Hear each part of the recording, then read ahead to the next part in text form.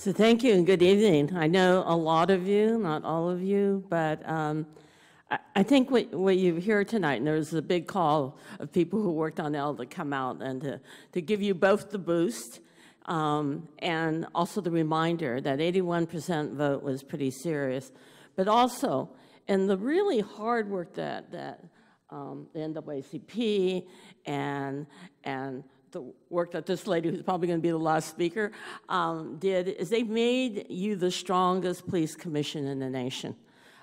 Your independence, not only your independence, but the resources you have to independently investigate, and independent staff that reports to you, and you're not going to be leaned on by the whims of the current mayor or the police union. You really have the ability to speak truth and to change the history of the city in terms of its police relations.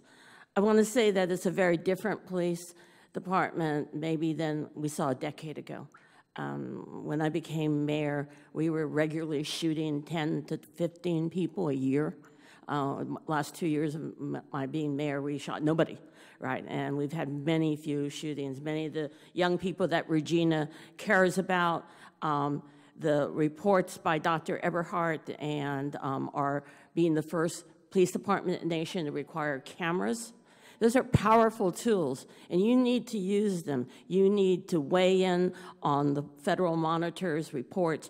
You need to look independently at those reports. You need to ask Dr. Eberhardt here and come to talk to you, too, about what next cultural changes can be made.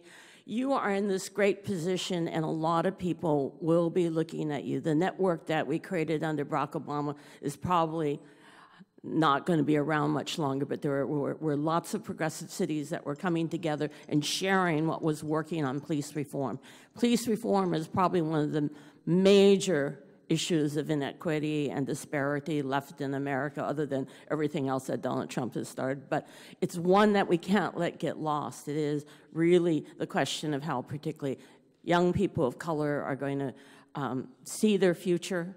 And you now get to pretty much be neutral and ask everyone. You have a younger police force, a more diverse police force. The last 5 years, we finally have hired people who look like Oakland. You need to keep an eye on that. You need to be beyond traditional, just regular police complaints. You need to look at hiring. You need to look at what kind of training and culture. You need to push the envelope of what police commissions do, because if we don't do that, we won't change the culture of the city and the police department. And we can do that. We've come a bit, and we are now giving you the resources. So I really wish you a lot of luck. And a lot, I was happy to help people on LL, and I knew that it would be really important because you have the ability to be the leader in the country.